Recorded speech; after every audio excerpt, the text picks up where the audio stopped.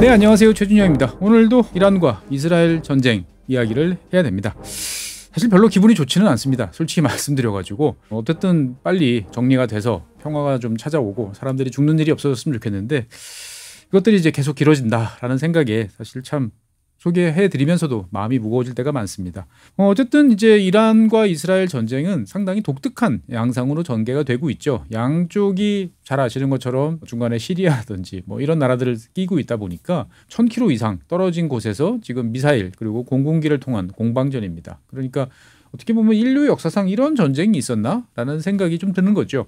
미사일을 통한 공방전은 뭐 최근에 러시아와 우크라이나 전쟁 같은 경우에서도 뭐 쉴 새 없이 계속 벌어지고 있고요. 과거 1980년대에도 이제 이란과 이라크는 서로 수도를 겨냥한 미사일 전쟁을 펼친 적도 있었어요. 그런데 이제 그때는 다들 이제 육군이 전선에서 붙는 상태에서 양쪽에서 배후를 때리는 이제 이런 느낌이었는데 지금은 이제 철저하게 육군은 다 놀고 있죠. 아무 할 일 없이 놀고 있고 지금 이제 미사일 그리고 공군기만 열심히 왔다 갔다 하는 어떻게 보면 상당히 새로운 전쟁의 양상이 전개되고 있다라고 말씀드리겠습니다. 어떻게든 이러한 전쟁이 이제 새로운 양상이 등장하게 된 것은 과거에는 미사일을 쏘면 맞는 수밖에 없었죠. 이제는 요격을 이제 할 수 있고 특히 이스라엘 같은 경우에는 그동안에 이제 여러 차례의 분쟁 그리고 이제 미국의 지원 이런 걸 통해 가지고 중층 다층 구조에 잘 갖춰진 미사일 방어망을 이제 구축을 이제 해왔던 거죠. 그러니까 나는 맞지 않고 상대방은 때릴 수 있다라는 생각으로 어떻게 보면 과감하게 이란을 이제 공격을 했는데 오늘은 이것과 관련된 이야기를 좀 해보려고 합니다. 여러분들이 이제 뉴스에서 보시는 것처럼 뭐 텔아비브라든지 이런 대도시를 겨냥한 이란의 미사일들이 다수 최근에 명중하는 일들이 점점 늘어나고 있습니다. 전쟁이 시작한 다음에 초반에는 거의 다 막아냈는데 요즘에는 좀 더 많이 맞는 거 아닌가라는 생각이 좀 들지요. 그래서 이제 이스라엘 같은 경우도 이제 보도 통제를 좀 하고 있는 것 같습니다. 뭐 대표적으로 이제 이란의 주요한 항구인 이제 하이파 지역에 있는 정유 공장 같은 경우에 이란의 미사일이 명중을 해가지고 이스라엘의 석유류 제품, 뭐 휘발유라든지 디젤이라든지 이런 거 수급이 이제 차질을 빚었다라는 보도도 있고요. 뭐 가스 시설에 대한 이제 공격도 이제 가해지고 있다. 뭐 이런 이야기들이 있습니다. 어떻든 SNS라는 걸 통해 가지고 상당 부분 이제 이런 소식들이 전해지고는 있습니다만 이란은 이제 최근에 이제 인터넷을 차단을 해놓은 상태고요.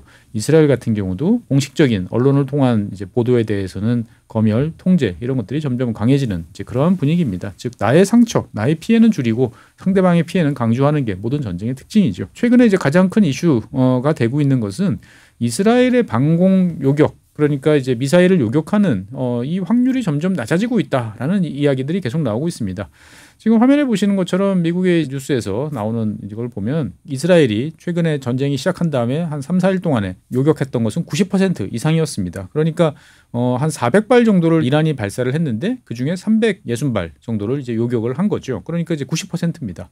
그러니까 이거는 이제 여러 가지 뭐 SNS나 공개된 정보를 통해서 검증을 해보는 사람들도 일치한 결론입니다. 즉 이란이 발사한 미사일, 드론, 뭐 기타 등등 해서 어쨌든 날아오는 것들 중에 90% 정도는 요격을 했다. 그럼 나머지 10%는 뭐냐? 나머지 10%는 중요한 지역을 비껴나는. 그러니까 어떻게 보면은 저것까지 요격을 할 필요는 없어라고 그래가지고 일부러 흘려보낸 것들. 이 대부분 그다음에 일부 소수가 이제 목표물을 타격한 이제 이러한 경우다라고 이제 보통 이야기를 해왔습니다. 그런데 이제 최근 들어서 요격률이 이제 65% 이렇게 낮아지는 거죠. 그러니까 갑자기 낮아지고 있는 그러한 상황입니다. 그러다 보니까 이제 주요한 건물들, 목표물들에 대한 타격 확률이 점점 높아지고 있죠. 이게 이제 왜 그런가? 뭐 여러 가지 이슈가 있습니다만 이스라엘 쪽에서 나오는 이야기를 취재한 이제 미국 언론들의 이야기를 종합을 해보면 그렇습니다. 핵심적인 사항은 이란이 이제 미사일을 발사하면 이것을 이제 요격을 하려고 그러면 준비를 해야 되죠. 그러니까 뭐 다양한 수단을 통해서 미사일이 발사됐다, 어느 방향으로 향하는가, 최고 고도가 어딘지를 파악을 하면 어디로 떨어질지를 이제 판단을 해볼 수가 있는 거죠. 거기 맞춰서 대응을 이제 하면 확실히 확률이 높아갑니다. 그런데 이 전쟁이 발발한 다음에 초반에는 이란이 미사일을 발사한 다음에 이스라엘이 대비할 수 있는 시간이 한 10분에서 11분, 즉 조기 경보 시간이 한 10분 전에는 떨어졌다라는 거죠. 그러니까 방공사령부 쪽에서 충분히 대응을 하고 어떤 수단을 활용을 할지에 대해서 뭐 표적을 배분하고 거기에 따른 판단을 할 수 있는 이러한 상황이 됐는데 지금 며칠 사이에 이 시간이 짧아지고 있다는 거죠. 그러니까 6분에서 7분, 그러니까 한 3, 4분 정도가 줄어들었다라고 지금 이야기들이 나오고 있습니다. 뭐 10분이나 6, 7분이나 뭐 큰 차이 없는 거 아니야? 라고 생각하실지 모르겠습니다만 절대 그렇지 않습니다. 정말 1분 1초를 아끼기 위해서 어마어마한 비용을 투자하는 게 방공전인데 이런 식으로 이제 시간이 줄다 보니까 표적 배분이라든지 이런 것들이 잘 안 되는 거죠. 그러니까 먼저 날아오는 미사일을 요격하고 있는데 뒤에 미사일이 더 빨라요. 그러니까 갑자기 이제 그러면 내가 지금 요격하고 있는 표적을 포기하고 저거를 가야 되는지 이런 판단을 계속 해야 되는 아주 어려운 상황에 직면하고 있다라고 이제 말씀드리겠습니다. 그러니까 이제 이 조기 경보 시간이 줄어든 가장 큰 이유는 이란이 초반에 사용했던 무기들에 비해서 훨씬 더 고고도 그리고 더 빠른 속도로 낙하하는 그러한 신형 미사일들을 투입하고 있다라고 이제 보면 되겠습니다. 즉 이란 입장에서 봤을 때는 초반에 이스라엘이 요격할 것을 알고 사거리가 아슬아슬한 그리고 과거 구형 미사일 이런 것들을 위주로 그리고 드론이라든지 이런 것들을 섞어가지고 양으로 밀어붙이지만 이스라엘이 충분히 요격할 수 있는 이제 그러한 먹잇감을 던져준 거 아니냐라고 이야기가 나오는 거죠. 그러면서 이제 이스라엘 입장에서 봤을 때는 어쨌든 막아야 되니까 이걸 막기 위해서 상당 부분 탄약을 이제 소모한 상태에서 이제 이란이 본격적으로 고고도 고속 신형 미사일들을 투입하고 있다라는 이야기가 나오고 있습니다. 특히나 이제 이스라엘 쪽에서 우려하는 것은 뭐냐면은 처음보다 이란의 미사일들이 정밀 타격 능력이 좋아진 것 같다라는 이야기가 나오는 거죠. 그러니까 일단은 궤도를 찍으면 이제 어디로 떨어질지가 요격이 되는 거죠. 그러면 예상이 되면 여기서 요격을 하면 되는데 최근에 이제 이란의 탄두들은 진입 과정에서 이 궤도를 바꾼다라는 이야기들이 계속 나오고 있습니다. 그러니까 저거는 목표물을 벗어나겠네라고 해서 신경을 안 쓰려고 했는데 중간에 궤도를 수정하면서 목표물 근처까지 떨어지는 그러한 일들이 계속 벌어지고 있다는 거죠. 그러니까 이제 진입 후 기동을 할 수 있는 MIRV 같은 이제 이런 식으로 점점 진화되고 있는 것이 아닌가라는 거죠.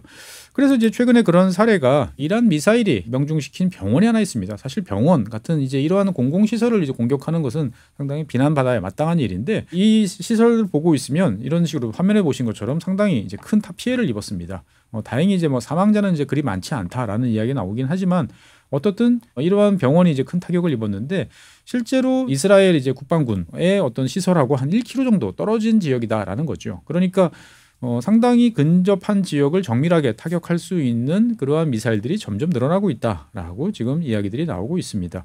그러니까 이제 이스라엘 입장에서 봤을 때는 더 빠른 그리고 회피할 수 있는 미사일들을 이제 요격해야 되는 그런 과제에 직면하고 있다라고 말씀드리겠습니다. 그러다 보니까 이스라엘은 최근 들어서 이러한 미사일을 요격하는 거에 대해서 좀 부담감을 많이 느껴서 미사일을 아예 발사하지 못하도록 하는 그런 쪽에 더 초점을 맞추고 있습니다. 사실 이러한 작업은 초반서부터 이 전쟁 시작할 때부터 지금까지 계속 이어지고 있어요. 그래서 이제 첫날 개전 때도 이란이 반격을 위해서 미사일 발사 차량 TEL 같은 경우는 움직일 때 숨어있던 정보원 이런 사람들이 이제 대전차 미사일로 요격을 해가지고 지상에서 파괴하는 이제 이런 일들이 많아졌는데 최근에 이제 이란 상공을 뭐 자기 것처럼 마음대로 휘젓고 있는 이란 공군기들의 타겟 목표는 주로 이제 미사일 생산 그리고 발사 시설 여기에 대한 공격을 증가시키고 있다라고 말씀드리겠습니다. 지금 화면에 보신 것처럼 요 테헤란 주변 지역에 보면 여러 지금 이스라엘이 최근에 공격한 지역들이 있습니다. 이러한 지역들 상당수는 미사일을 발사하거나 보관하거나 생산할 수 있는 그러한 시설이다라고 이제 보시면 대충 되겠습니다. 그러니까 이란 같은 경우에 보면은 뭐 정확한 평가에 따라서 왔다 갔다 하지만 어떻든 월 뭐 적게는 수십 발에서 많으면 한 200발까지 생산할 수 있는 역량을 보유하고 있다라고 하다 보니까 이스라엘 같은 경우에 보면 이러한 새로운 미사일이 등장한 것을 막기 위해서 미사일 제조 공장 아니면 더 나아가서 그 미사일 제조를 위한 원료 즉 대부분 추진체겠죠. 이러한 추진체 혼합 생산 이런 라인들을 이제 공격하는데 집중하고 있다라고 이제 말씀드리겠습니다. 결국 그러다 보니까 이제 최근 들어서 이란이 이제 발사한 탄도 미사일의 발사량은 급격히 이제 감소를 지금 하고 있는 모양새를 보이고 있습니다. 사실 여기에 대해서는 이제 두 가지 이야기가 있어요. 그러니까 어떻든 이란이 초반에 쏘아붙일 수 있는 양들은 지금 많이 쐈고 재고가 달랑달랑 하다 보니까 아껴 쓰고 있다라는 분석이 하나 있고요. 다른 한편으로 보면 한 번에 모아가지고 지금 쏘기 위해서 준비를 하고 있다라는 이야기들도 지금 나오고 있습니다. 어쨌건 중요한 점은 이제 이스라엘 입장에서 봤을 때는 이란의 미사일이 계속 날아올 텐데 이것을 이제 요격하는 것이 과연 앞으로도 별 문제 없이 계속 될 것이냐라는 이야기들이 점점 나오고 있는 거죠. 즉 이스라엘이 보유하고 있는 요격 미사일이 부족할 것 같다라는 이제 우려가 지금 미국 쪽 언론을 통해서 지금 나오고 있습니다. 그래서 뭐 월스트리트 저널이나 이런 쪽에서 보면은 화면에 보시는 것처럼 상당히 러닝 로우 재고가 지금 상당히 위험한 수준으로 낮아졌다. 라는 이야기들이 지금 이어지고 있습니다. 다른 한편으로 보면은 이제 보다 객관적으로 이제 보도를 하고 있다라고 이야기되는 뉴욕 타임즈 같은 경우에도 보면 글쎄요 이게 충분할까? 라는 그러니까 이스라엘의 요격 미사일이 과연 충분한가? 그리고 이거에 대한 답이 전쟁의 향방을 결정할 것이다 라고 이야기를 하는 거죠. 그러니까 충분하게 양이 많다면 이런 기사가 나오지 않겠죠. 그러니까 뭔가 이스라엘 입장에서 봤을 때 이제 미국 쪽에 SOS라든지 여러 가지 긴급함을 이제 호소하는 그런 이야기들이 나오고 있다라고 보시면 되겠습니다. 그러니까 이란 같은 경우에 보면은 현재까지 발사한 게 처음에 한 600발에서 많게는 1000발 정도까지 이야기가 나옵니다. 그 중에서 정말 이스라엘이 요격할 만한 그 지역까지 떨어지는 게 한 400발 정도라고 이제 볼 수 있는데 그러면 이제 몇 발이나 맞느냐라는 게 이제 핵심이겠죠. 그러니까 이제 이스라엘 정보 당국 이야기들을 이제 미국 언론이 받아 쓴 거를 보면 한 1000발 정도를 보유하고 있는 것 같다라고 이야기를 하고 있습니다. 물론 이 1000발이 다 이스라엘을 공격할 수 있는 사정거리가 충분한지 뭐 그런 건지에 대해서는 뭐 정확하게 알려져 있지는 않습니다. 그러니까 이제 이스라엘 입장에서 봤을 때는 이 중에 한 절반 정도가 이제 제대로 목표 근처까지 도달한다 그러면은 한 500발, 600발 정도는 요격을 할 수 있는 요격 미사일이 필요한 거죠. 그런데 기본적으로 이 방공전 그 요격을 한다라고 하면은 미사일 한 발에 상대방 탄도 미사일 한 발에 이쪽에서는 2발 쏘는 게 이제 원칙입니다. 그러니까 한 발이 발사를 했을 때 정확히 맞춘다는 보장이 없는 거죠. 그러니까 일단 2발을 쏴서 겨냥을 해보고 먼저 맞추면 좋은 거. 그럼 나머지 뒤따라가는 미사일은 어떻게 되느냐? 사실은 이제 그 근처에 다른 미사일이 있으면 다른 쪽으로 유도를 해서 요격을 할 수 있습니다만 그냥 날려버리는 경우들이 많죠. 그러니까 어떻게 보면은 미사일 공방전은 공격자가 훨씬 유리한 물량으로 나가면 이제 그러한 상황이다라고 볼 수 있겠습니다. 어쨌든 1000발이다. 그러면은 이스라엘 입장에서 봤을 때는 이거를 요격하는 미사일이 2000발 정도를 이제 가지고 있어야 되는 거죠. 그러니까 이스라엘 같은 경우에 보면은 지금 화면에 보시는 것처럼 이러한 다층 멀티레이어 방어 시스템을 가지고 있습니다. 그러니까 아이언돔 여러분들이 많이 잘 아시는 아이언돔 같은 경우는 적어도 그다음에 그 위에는 데이비드 슬링 그다음에 그 위에는 에로우2, 에로우3 이거는 이제 예전에 작년인가요? 제가 한번 말씀을 한번 드렸던 적이 있습니다. 다시 한번 찾아보셔도 좋을 것 같은데 어쨌든 우리가 보통 잘 알고 있는 아이언돔 같은 경우에는 탄도미사일 요격에는 큰 도움이 되지 않습니다. 원래 아이언돔 같은 경우는 이제 하마스가 또는 팔레스타인이 발사하는 이제 저속, 저가치 표적들을 낮은 속도를 이제 요격할 수 있는 저렴한 이제 그러한 미사일을 아이언돔에 이제 배치를 하고 이거보다 빠른 미사일들은 이제 데이비드 슬링이나 에로우 2, 3인데 이란에서 대기권을 벗어났다가 들어오는 이런 이제 고속 탄도 미사일 같은 경우는 대부분 에로우 미사일이 이제 저 위에서 요격을 해야 됩니다. 그러니까 우리 눈에 잘 안 보이는 저 고고도에서 요격이 이루어지고 있다라고 이제 보시면 되겠습니다. 근데 이제 이 에로우 미사일이 사실 상당히 비싼 미사일입니다. 그러다 보니까 전문가들 추산에 따르면 좀 엇갈립니다만 앞으로 지금 남아있는 물량이 그렇게 많지 않을 것 같다라는 이야기가 나오는 거죠. 그러니까 아껴 쓰더라도 이스라엘이 자체 보유한 물량은 한 10일치, 최대한 보면 한 12일치, 2주를 버티기가 애매하지 않나라는 생각이 드는 거죠. 그러니까 물론 이제 이스라엘의 이런 미사일들을 미국이 더 지원해 줄 수도 있습니다만 직접 지원해 주는 것보다는 미국 같은 경우는 현재 지중해라든지 뭐 홍해라든지 이런 데 이제 배치되어 있는 해군 또는 이제 사드 다른 곳에 배치되어 있는 이런 것을 통해서 대신 요격해줘서 이스라엘이 미사일을 아낄 수 있도록 도와주는 그러한 형태로 지금 이제 지원을 해주고 있습니다만 어쨌든 이스라엘이 보유한 미사일이 이제 점점 바닥을 드러내는 거 아니냐라는 우려가 높아지고 있습니다. 이렇게 되면 결국은 이제 이스라엘 입장에서 봤을 때는 선택을 해야 됩니다. 그러니까 지금 같은 경우에 보면 인구 밀집 지역, 주요 표적지, 그다음에 주요 산업시설 다 물샐 틈 없이 막겠다라고 하는 전략을 세우는데 시간이 갈수록 방어망이 점점 약해지고 좁아지는 이제 이런 상황을 맞닥뜨릴 수밖에 없는 거죠. 그러니까 되게 이제 힘든 선택을 해야 되는 거죠. 그러니까 미사일이 막 날아와요. 그런데 이것이 이제 인구 밀집 지역인데 군사 시설은 없어요. 그러면 이거를 놔둘 것이냐? 반대로 이제 중요한 군사 시설에 떨어지는 무기들을 이거랑 그 다음에 동시에 인구 밀집 지역에 2발이 이제 떨어진다라고 그러면 어느 것을 요격할지에 대한 이제 판단을 해야 되는 거죠. 어떻게 보면 상당히 이제 어려운 일입니다. 그래서 최근에 이제 이스라엘 쪽에서 나오는 이야기를 들어보면 이러한 이제 여러 가지 고려 요소들이 많아지다 보니까 자동화된 표적 배분 시스템, 자동화된 의사결정 이런 걸 지원해주는 시스템이 자꾸 장애를 일으킨다라는 이야기들이 나오고 있습니다. 그러니까 고려해야 될 팩트가 요소들이 별로 없을 때는 자동화된 시스템이 잘 작동을 했는데 지금 여러 가지 어려운 상황들이 계속 중첩되다 보니까 시스템이 장애를 일으켜서 사람들이 개입을 해야 되는데 사람들도 이제 며칠 동안 계속 이런 작전을 작전을 진행하다 보니까 지치고 힘들어서 제대로 된 판단을 내리기가 점점 어려워지고 있다라는 이야기들이 나오고 있는 거죠. 어쨌든 이란 입장에서 봤을 때 보면 최근에 장거리 미사일을 점점 이제 활용하는 이제 그러한 방안을 이제 강구할 수밖에 없다라고 이제 말씀드리겠고요. 어쨌든 이란 입장에서 봤을 때 보면 여러 가지 미사일들을 동원을 하고 있습니다. 그런데 이제 뭐 물량이 많은 요 앞에 있는 회색으로 표시된 123이라고 표시되어 있는 이런 미사일들은 이제 도움이 되지 않는 거죠. 사정거리가 안 되니까. 그래서 최근에 발사하고 있는 미사일들은 이제 신형 미사일, 사정거리가 한 2,000km 정도 되는 미사일들을 활용을 하고 있는데 과연 이러한 것들이 이제 언제까지 이제 재고가 있을지 이란 입장에서 봤을 때도 이제 고민이 된다라고 이제 볼 수가 있겠습니다. 어쨌건 이스라엘 입장에서 봤을 때는 이란의 여러 가지 방어망을 벗겨내는 작업들을 계속하고 있습니다. 그러니까 이란의 상공을 마음대로 누비고 있어라고 자랑은 하지만 그렇다고 해서 이란의 방공망이 다 죽어 있는 것은 아닌 거죠. 그러다 보니까 최근에 이스라엘 공군이 타격하는 지역들을 보고 있으면 최우선 타격 목표는 탄도미사일과 관련된 시설이고요. 이란 같은 경우에 보면 작년부터 지금 화면에 보시는 가디르라고 하는 이름의 이제 위상 배열 안테나를 많이 세웠어요. 그러니까 이제 레이더죠. 상당히 좀 어설퍼 보이고 규모가 커 보이지만 이러한 위상 배열 저주파 안테나 같은 경우에 보면은 장거리에서 스텔스기를 잡아낼 수가 있습니다. 물론 그렇다고 해가지고 그걸 가지고 바로 미사일을 발사해서 떨굴 수 있느냐? 그건 아니에요. 그러니까 뭔가 오고 있어라는 것들을 파악을 하고 그다음에 거기다 통보를 해줘서 정밀하게 그 추적을 할 수 있는 그러한 기반을 이제 제공해 주는 게 이러한 이제 레이더인데 실제로 작년부터 이란이 보면 지금 화면에 보시는 것처럼 곳곳에 이스라엘로부터의 공격에 대비해서 여러 곳에 이제 배치를 해놨습니다. 그런데 이제 이스라엘 공군기가 최근에 이것들을 계속적으로 타격을 지금 하고 있는 거죠. 그러니까 지금 이제 화면에 보셨던 이 가디르 이런 위상 배열 레이더 같은 경우에는 최소 1,000km 이상 떨어진 곳에서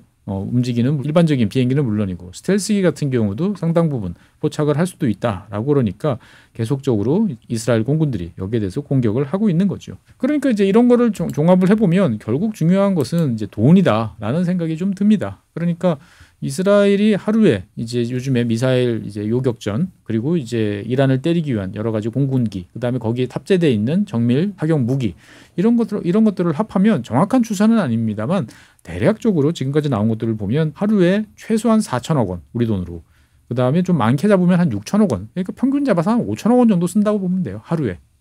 그러니까 이러한 일들을 과연 언제까지 할 수 있을 것이냐라는 이제 경제적인 의문도 지금 제기가 되고 있습니다.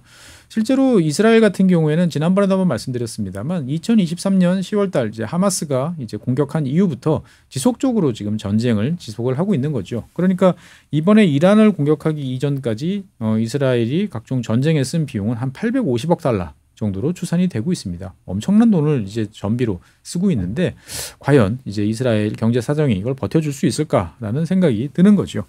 하지만 이스라엘 입장에서 봤을 때는 어쨌든 이렇게 칼을 뽑아들었으니까 뭔가 결론을 지어야 돼라고 생각을 하면서 이란의 핵 능력을 완전히 제압하는 쪽으로 지금 최대한 타겟을 맞추고 있습니다. 그러면서 이제 뉴스에서 많이 보신 것처럼 최근에 이제 아라크 원자로를 이제 공격한 이제 그러한 일이 벌어져서 또 이슈가 됐습니다. 이게 이제 어떤 일인가라고 이제 한번 설명을 드리면 이란의 이제 수도인 테헤란에서 남서쪽으로 한 250km 정도 떨어진 곳에 아라크라는 지역이 있습니다. 여기에 이제 지금 화면에 보시는 것 같은 이러한 이제 원자력 발전 또는 연구 시설 이런 것들이 집중이 돼 있습니다. 이 시설 중에 이제 핵심은 중수로죠.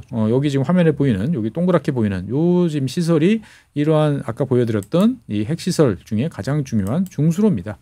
잘 아시는 것처럼 원자력 발전소, 원자력 발전소라는 것은 이제 우라늄 235를 분열을 시켜서 거기서 분열 때 발생하는 열로 물을 끓여가지고 발전을 하는 이제 이러한 원리를 이용을 하고 있습니다. 그런데 이것이 연쇄 반응, 즉 일어날 때 너무 속도가 빠르면 분열 속도가 걷잡을 수 없이 늘어나면 이것은 바로 이제 핵무기가 되는 거죠. 그러니까 이 중성자를 적절하게 제어하는 핵분열을 제어하는 물질로서 다양한 것들이 활용이 됩니다. 그래서 이제 초창기에는 일반적인 물도 사용을 했고, 그다음에 흑연을 사용하기도 했고, 뭐 가스를 사용하기도 했고, 또는 이제 특수한 물이죠. 중수라고 하는 동위원소가 포함되어 있는 그러한 물을 사용하기도 했습니다. 그래서 최근 들어서 상업용으로 쓰는 이제 발전소들 대부분은 이제 경수로 우리가 일반적으로 마실 수 있는 그냥 일반적인 물을 이제 감속제로 사용하는 데 비해서 이제 중수로를 사용하는 경우도 있습니다. 그래서 우리나라에도 이제 월성에 있는 원자력 발전소 같은 경우는 이제 중수로라고 이제 부르죠.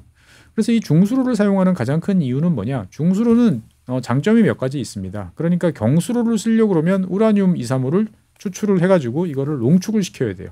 그래서 뭐 농축 농도가 높을 필요는 없습니다. 보통 한 뭐 3.5% 정도로 이제 농축을 시켜서 사용을 하는 거죠. 그런데 이 중수로는 그럴 필요가 없습니다. 그냥 천연 우라늄을 밀어넣으면 연소가 돼요. 대신 그러다 보니까 천연 우라늄은 농도가 낮겠죠. 그러니까 계속적으로 우리 연탄 갈듯이 집어넣었다가 뺐다가 집어넣었다가 뺐다가 이 작업을 반복을 해야 됩니다.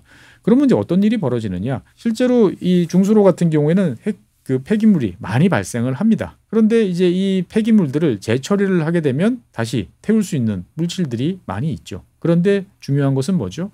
이러한 것에서 플루토늄이 나온다라고 이제 볼 수가 있습니다. 즉 중수로는 플루토늄이 많이 나온다라고 보시면 되겠어요. 그러니까 실제로 핵폭탄은 두 가지 종류입니다. 플루토늄을 가지고 만드는 방법이 있고 우라늄 235를 가지고 농축해서 만드는 방법이 있어요. 그런데 어느 것이 더 쉽냐라고 물어보면은 보통 플루토늄이 더 쉽다라고 이야기를 합니다. 이거는 불안정한 물질이기 때문에 조금만 관리를 해주면 쉽게 폭발을 하니까 좋긴 하지만 문제는 뭐냐? 그만큼 시간이 지나면 안정성이 낮아져 가지고 생각했던 것만큼 위력을 발휘하지 못할 가능성이 있어요. 그러니까 최근에 이제 대부분의 핵무기 보유국들은 다 우라늄 농축 방식을 채택을 합니다. 이거는 장기 보관도 가능하고 훨씬 더 신뢰성이 높기 때문인 거죠. 어쨌든 이란 같은 경우에 보면은 이러한 1980년대부터 핵무기를 개발해야겠다라는 생각. 그러니까 당연히 중수로라는 것들을 이제 염두에 뒀고요. 그래서 이제 해외에서 이러한 중수로를 공급할 업체들을 입찰을 붙였습니다만 다들 이제 이란과는 거리를 두고 싶어 하기 때문에 참여하지 않았죠. 그래서 결국 이란이 독자적으로 이러한 이제 시설들을 이제 건설을 했습니다. 지금 화면에 보시는 이 아라크, 이 중수로 시설 같은 경우에 보면 지난 오바마 행정부 시절 때도 이제 상당히 핵심에 섰던 그러한 시설입니다. 그러니까 이란은 이 시설에 대해서 우리는 평화적으로 사용하는 동위원소, 여러분들이 이제 병원에 가서 특히 암 치료 같은 거를 할 때 보면 방사선 치료 때 사용하는 그러한 원료들을 생산하는 그러한 설비다라고 이야기들을 이제 해왔던 거죠. 그래서 어쨌든 2015년에 이란과 미국 그리고 이제 유럽 여러 나라들이 보증을 쓰는 그런 핵합의 때는 이 시설이 이제 플루토늄을 생산하지 않는 연구용 원자료로서 개조한다라는 조항들이 있었던 거죠. 그런데 이제 핵합의가 파괴된 다음에 지금 이제 애매한 상태에 지금 놓여 있었습니다. 그런데 이제 이 시설을 이스라엘 공군기가 정밀 타격을 했죠. 그래서 지금 화면에 보시는 것처럼 이런 식으로 정확하게 원자로를 둘러싸고 있는 이제 콘크리트 쉘터를 이제 공격을 해서 이렇게 구멍을 냈습니다. 그러니까 상당히 정밀하게 타격을 했다라고 이제 볼 수가 있습니다. 그러니까 이제 많은 분들께서 이 사진을 보고 야 그러면 이거 체르노빌처럼 대량의 핵물질이 막 지금 노출되는 거 아니야? 난리 난 거 아니야?라고 이제 걱정들을 하시는데 외신을 보면 별로 그런 우려는 별로 없습니다. 왜 그럴까요? 이 발전소는 준공은 됐습니다만 단 한 번도 제대로 가동을 한 적이 없어요. 그러니까 그 안에 핵물질이 있는 것도 아니고요. 그래서 실제로 이제 IAEA 국제 원자력 기구 같은 경우에도 여기에 따른 뭐 핵물질 누출, 방사선, 뭐 오염 이런 상황은 나타나고 있지 않다라고 지금 확인을 하고 있는 거죠. 그러니까 이제 이스라엘 입장에서 봤을 때는 여기를 공격하는 이유는 뭐 지금 당장 여기서 나오는 플루토늄이 뭔가 문제 될 것 같아서가 아니고 이란이 미래에 씨를 말려버리겠다라고 하는 그런 차원에서 공격을 했다라고 이제 보시면 되겠습니다. 그러니까 어떻든 이제 이스라엘 입장에서 봤을 때는 최대한 많은 지역들을 지금 두들기면서 이란의 핵시설들을 공격을 했는데 지난번에 말씀드렸던 이제 포르도 같은 이제 그러한 지하 핵시설들 같은 경우에는 마땅한 방법이 없으니까 미국한테 손을 내밀고 있고 미국이 참전해주기를 지금 기다리고 있다라고 말씀드리겠습니다. 어쨌든 이제 전쟁이 이란과 이스라엘 전쟁이 시작됐을 때는 이스라엘의 기습적인 공격 그리고 정보망 이런 것들이 결합을 하면서 이란이 상당히 불리해 보이는 이제 그러한 상황이 됐습니다. 그런데 지금도 사실은 이란이 이제 불리하죠. 주요 군 관계자 21명 중에서 20명이 사망한 상태고요. 그다음에 주요 핵물리학자 한 15명 중에서도 12명이 지금 사망한 상태예요. 그러니까 이란 입장에서 봤을 때는 누가 군을 통수권을 행사를 해서 이 반격을 지휘할지도 지금 상당히 좀 애매한 상태고요. 그 다음에 이후에 뭐 협상 국면으로 전환된다 하더라도 협상에 쓸 카드가 이제 많이 남아있지 않은 어려운 상태이긴 합니다만 어떻든 간에 그래도 하나씩 반격을 지금 하고 있고 물량 대 물량으로 맞서 보면 이스라엘 입장에서 봤을 때는 야 이거 만만치 않네 라는 압박을 받을 정도까지는 지금 밀어붙이고 있다라고 이제 보시면 되겠습니다. 그래서 실제로 보면 여러분들께서도 찾아보시면 나오겠지만 이 이란의 미사일들이 상당히 정밀하게 타격을 하고 있고 이스라엘의 주요 산업 기지들, 그러니까 주로 아까 말씀드렸던 정유 공장이라든지 가스, 설비 뭐 이런 곳들을 타격하는 모습들이 점점 증가를 하고 있는 거죠. 그러니까 우리가 생각했던 것처럼 일방적으로 이스라엘이 이란을 두들기는 국면에서 양쪽이 서로 힘겨루기를 하는 국면으로 점점 전환되고 있다. 물론 이란 방공망 자체가 지금 상당히 빈약해졌기 때문에 이스라엘의 공군기들이 이란의 상공을 휘젓는 것은 맞지만 전체적인 국면으로는 처음에 기습적인 국면에서 약간 좀 달라졌다라고 이제 말씀드리겠습니다. 어쨌든 이스라엘 입장에서 봤을 때는 이 전쟁을 이제 끝장을 내려면 미국의 도움이 필요하다라는 것은 지난번에 제가 말씀드렸죠. 즉 포르도 같은 저 지하에 있는 핵 시설을 일거에 날려버릴 폭탄 그리고 그것을 운반할 수단은 미국밖에 없는 거죠. 그래서 이제 미국이 곧 참전할 것이다. 그리고 이제 뭐 펜타곤에 지금 피자가 몰려들고 있다. 조만간 무슨 대규모 작전이 있을 것 같다라는 이야기는 많아집니다만 정작 트럼프 행정부 그리고 트럼프 대통령은 이제 2주 지켜보고 결정할 것이다라고 이제 공식적으로 대변인을 통해서 발표를 했습니다. 그러니까 공격 안 하는 건 아니지만 지금 당장 공격할 생각도 없고 2주 동안 보면서 판단해 보겠다라고 하는 거죠. 그러면서 이야기를 하는 것은 협상 가능성이 지금 꽤 높다라고 이제 판단한다라는 멘트도 덧붙인 거죠. 그러니까 이란이 미국 쪽과 진행하던 핵 협상 재개하겠다라고 이야기를 하고 그다음에 과거의 협상에 비해서 진전된 카드를 제시하면 얼마든지 합의에 이룰 수 있다라고 이야기를 하면서 협상의 문을 열어놨다라고 이제 볼 수가 있는 거죠. 그런데 이제 가만 생각해 보면 얼마 전까지 이제 미국이 당장이라도 참전할 것 같고 여러 가지 이제 극단적인 발언 그리고 이제 무조건 항복 뭐 이런 것들을 강요하던 트럼프 대통령이 왜 물러섰지? 라는 이야기들이 이제 점점 나오고 있습니다. 한편으로 보면 뭐 트럼프의 전형적인 또 패턴이다라고 또 비아냥거리는 반응들도 있습니다. 그러니까 처음에 말은 세게 하지만 막상 진짜 그거를 행동에 옮겨서 여러 가지 나타나는 거에 대해서 걱정이 되다 보니까 한 발 물러섰다. 이제 이렇게 이야기하는 사람들의 이제 대표적인 근거는 2주입니다. 트럼프 대통령은 뭔가 어려운 문제, 판단하기 어려운 상황이 생기면 습관적으로 2주라는 시간을 주어서 자기가 시간을 벌려고 한다라는 이야기들이 있습니다.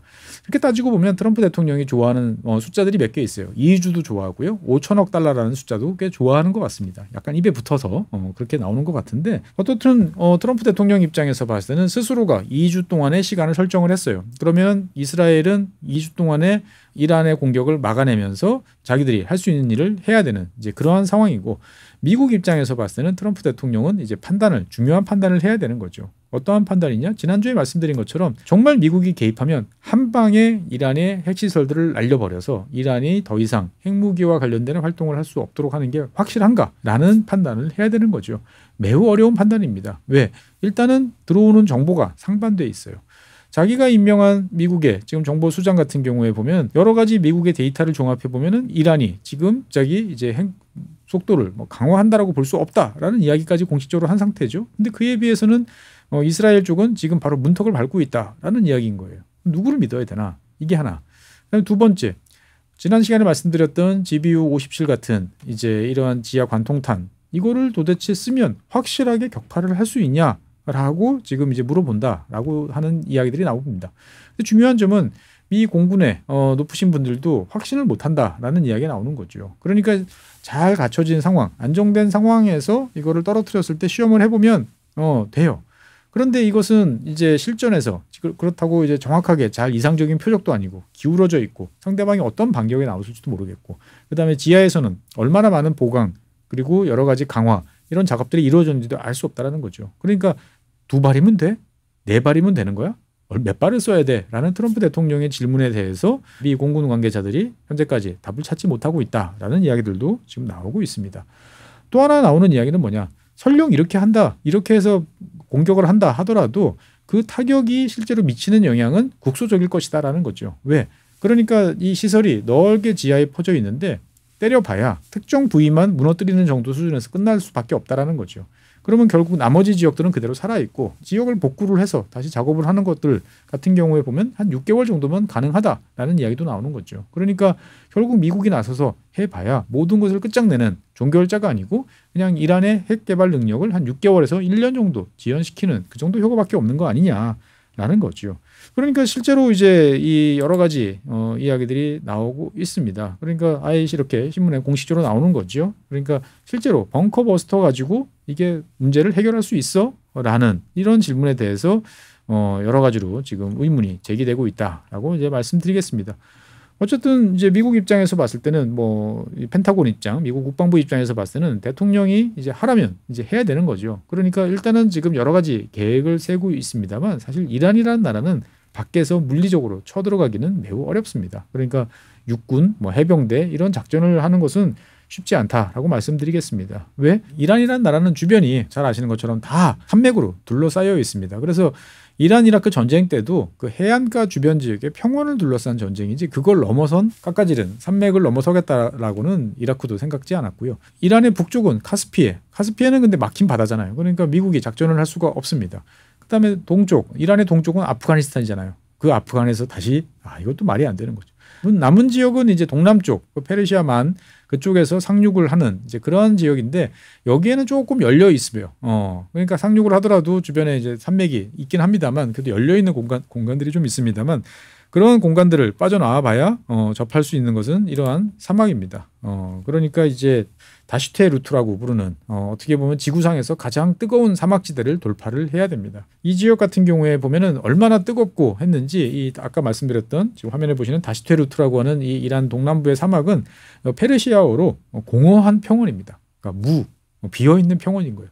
뭐 생명체도 뭐도 없는 말 그대로 버려진 지역을 움직여야 되기 때문에 미국이 지상군을 투입할 가능성은 정말 없다라고 이제 보여지는 거죠.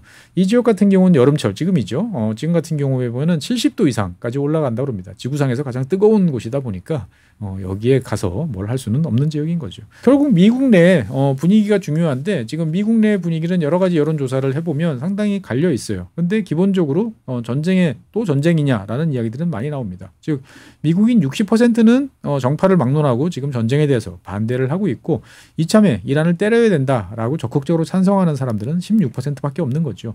그러니까 트럼프 대통령 입장에서 봤을 때는 더 큰 문제는 뭐냐? 자기를 적극적으로 지지했던 마가라고 그러죠. 이 마가 세력들이 새로운 전쟁에 대해서 극렬 반대를 하고 있는 거죠. 그러니까 이 마가는 아메리카 퍼스트예요. 다른 지역의 전쟁에 대해서 미국이 절대 개입하면 안 된다라는 약속을 트럼프와 한 거고 트럼프가 그렇게 할 거라고 믿고 지지를 했는데 또 다른 전쟁이냐? 이건 말이 안 되지. 그럼 우리 지지 철회.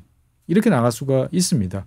그러니까 이 마가라고 하는 이 세력들은 이스라엘에 대한 지원도 거부를 원래 하고 있어요. 왜 자꾸 전쟁에 개입하느냐라는 거죠. 그래서 실제로 트럼프 같은 경우는 중동의 끝없는 전쟁에 내가 절대 개입하지 않을 것이다라고 유세 과정에서 몇 번 했는데 지금 이제 개입을 이제 하려고 하는 거 아니냐라는 비판이 지지층 내부에서도 나오고 있는 거죠. 그러니까 트럼프 입장에서 봤을 때 보면 이 모든 거를 한 방에 딱 끝내서 정리하고 싶다라는 욕구. 그러다가 이제 안 되면 어떡하지라는 두려움. 그 다음에 나를 지지해줬던 사람들에 대한 반발에 대한 이제 신경 쓰임. 이런 것들이 복합적으로 작용을 하고 있다라고 말씀드리겠습니다. 어쨌든 트럼프 대통령은 스스로 2주간의 기간을 설정을 했어요. 그러니까 2주간에 이스라엘이 때리고 이란도 때리고 하는 공방전은 이제 계속될 것이고 2주 후에 미국이 이제 진짜 칼을 빼들고 뭔가를 할지 아니면 그 전에 이란과의 협상을 진전시켜서 뭔가 결과를 낼지 아니면 다시 또 엉거주춤하게 뭐 1주나 2주의 시간이 더 지나갈지 여러 가지 가능성이 있습니다만 어떻든 최소한 1주 정도는 이제 이란과 이스라엘의 공방전들이 계속 이어질 것 같다라는 말씀드리면서 오늘 준비된 사항들을 마무리 지어야 될 것 같습니다. 네, 이란과 이스라엘의 전쟁 새로운 소식 들어오는 대로 여러분들께 정리해서 다시 말씀드리겠습니다. 감사합니다.